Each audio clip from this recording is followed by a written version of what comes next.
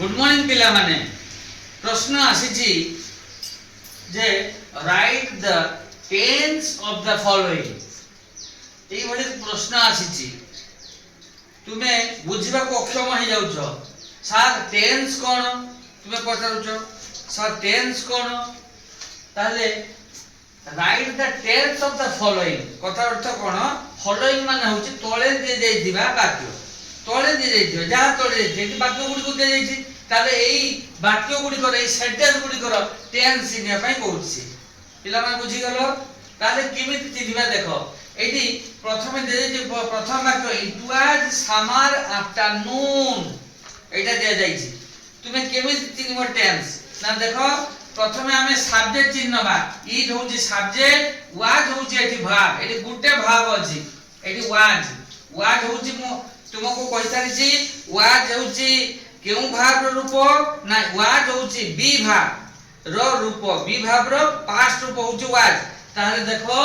एठी गुटे भाग अछि एवं से पास्ट रूप रे अछि बी भाग रो पास्ट रूप अछि तेनु एठी हमें लिखिबा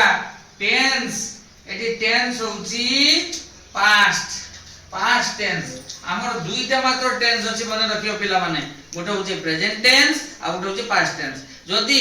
हमर फाइनाइट भाबटी प्रथम भाबटी हमर जदी हला प्रेजेंट बा पास्ट रे अछि ताहले सेटा होची हमको टेंस देखौची टेंस होची सेटा हमें लिखि देबा पुनी देखिबा द्वितीय वाक्य का सब गोपी वाज रीडिंग ए बुक एठी देखो गोपी होची सब्जेक्ट एठी वाज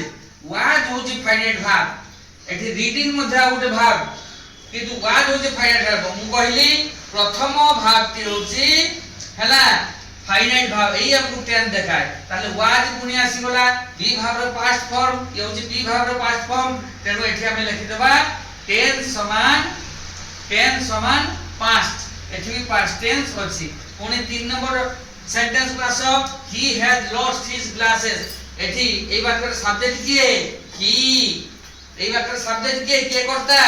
ही मेकी ताहले एटी हैज लॉस्ट होची वर्बल ग्रुप भीजी एटा भी भाग ताहले प्रथम भागटा हमको कोन देखिबो टेंस देखिबो हैज अछि हैज होची है भाग रो प्रेजेंट रूप तेनु एठी प्रेजेंट टेंस अछि एठी टेंस समान प्रेजेंट बोली लिखि दबा देखो हे गला आमे एउडी को टेंस निर्णय करि देले पिला माने एई भली भाबरे तुमे टेंस निर्णय करिवो तुमको कहा जीवो तुमको से पचारिवो जे को टेंस रे छै वाक्य ताकू जानिबा पई एई भली तुमे बाहर करिवो आ बाहर करी तुम निज खाता रे आंसर शीट रे लिखि देबो आंसर खाता लिखि देबो कोन पिला माने समस्त बुझी गलो आज्ञा सर एई भली भाबरे तुमे टेंस निरूपण करिवो आ तुम आंसर बाहर कर देबो बाहर करि परिवो तो आज्ञा sir thank you very much.